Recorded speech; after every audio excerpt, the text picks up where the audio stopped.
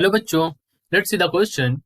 Consider a ray of light incident from air onto a slab of glass having refractive index that is n of width d and at an angle theta. यानी कि एक ray of light है जो कि यहाँ पर air से इस ग्लास स्लैब पर गिर रही है और ग्लास स्लैब का जो रिफ्रैक्टिव इंडेक्स है वो n है. इसकी जो चौड़ाई है विद है वो d है और एंगल यहाँ पर थीटा है. The phase difference between the ray reflected by the top surface of the glass and the bottom surface is. So जो top surface से ray reflect होगी और जो bottom surface से ray reflect होगी from the glass surface में बात कर रहे हैं यहाँ पर, वो क्या होगा उसका phase difference हमें यहाँ पर बताना है, right? So let us draw the diagram. According to the question हम इस डायग्राम को ड्रॉ करें. So यहाँ पर मैंने इस डायग्राम को ड्रॉ कर दिया है. उससे पहले हम बताते हैं यहाँ पर जो की कॉन्सेप्ट हमारे क्या क्या लगेंगे. सो देखिए की कॉन्सेप्ट जो इन्वॉल्व होंगे यहाँ पर दैट आर. सबसे पहले हम यहाँ पर क्या करेंगे, we will use Snell's law also. So हम यहाँ पर स्नेल्स लॉ यूज करेंगे, राइट?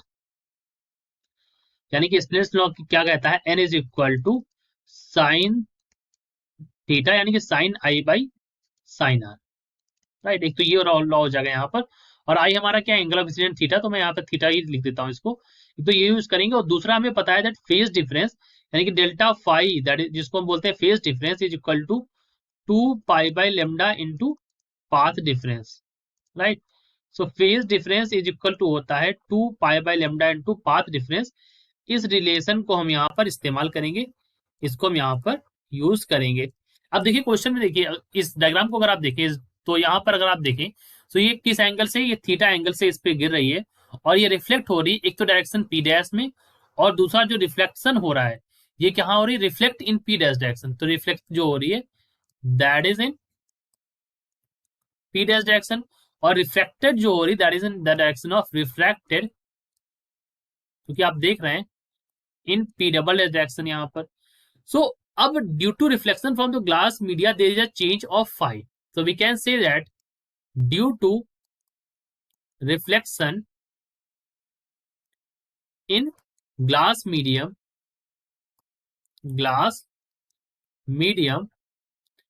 यहाँ पर फेज चेंज होता है. So there is a phase change of पाई.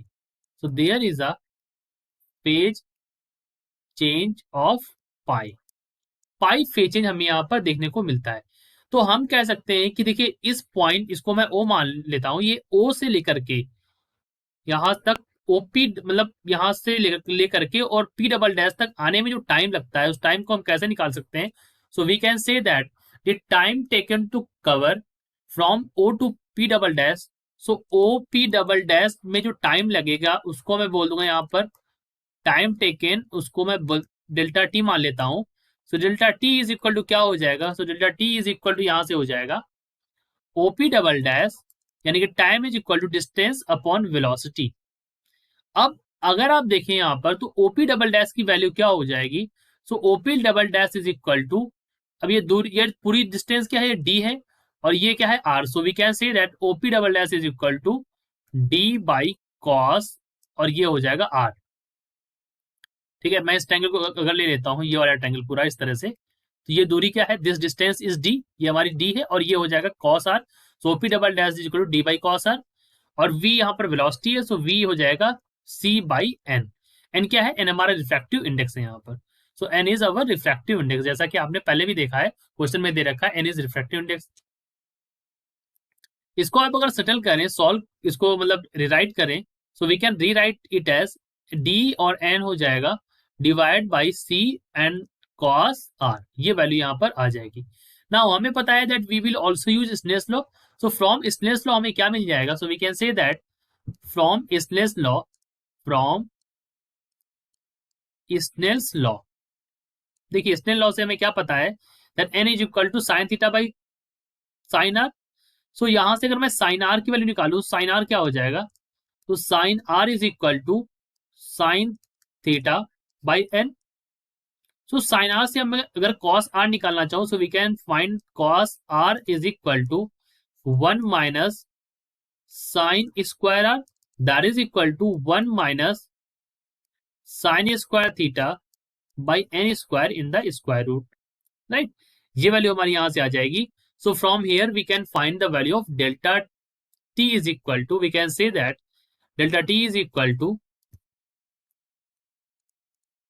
ये हो जाएगा n d divide by c cos r, यानी कि c square root of 1 - sine square theta by N square.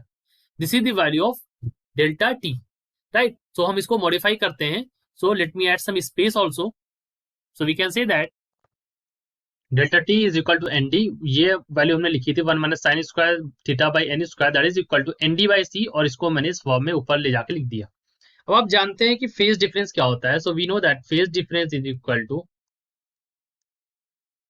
Phase difference, right. Phase difference, अब यहां पर मैं फेज डिफरेंस को लिखता हूं डेल्टा फाइव को in the terms of t. So we can write this 2 पाई/टी इंटू डेल्टा टी, ठीक है। अब हम वैल्यू रखेंगे उठा के, तो यहाँ पर देखिए आप अगर वैल्यू रखें उठा के, सो क्या हो जाएगा, दैट इज इक्वल टू, यहाँ से मिलेगा आपको 2 पाई/टी, और यहाँ से एक सी भी आएगा, सो ये हो जाएगा सी टी। और देखिए सी टी को मैं लेमडा लिख सकता हूँ, लिस्ट में मैं लिख सकता हूँ लेमडा इज इक्वल टू क्या होगा, सी टी, और यहाँ से बचेगा एन डी, राइट, एक ब्रैकेट में, और एक ब्रैकेट में आपका बचेगा यहाँ पर 1 - sine square theta by N square की पावर 1/2, राइट, माइनस में। Now we can write it as, अब देखिए ये वैल्यू को मैं लिख सकता हूँ यहाँ से, that is lambda, so we can write this at 2 पाई/लेमडा, राइट, और यहाँ पर हो जाएगा डी, और एन हो जाएगा that is equal to 1/1 - n² sine square theta की पावर -1/2।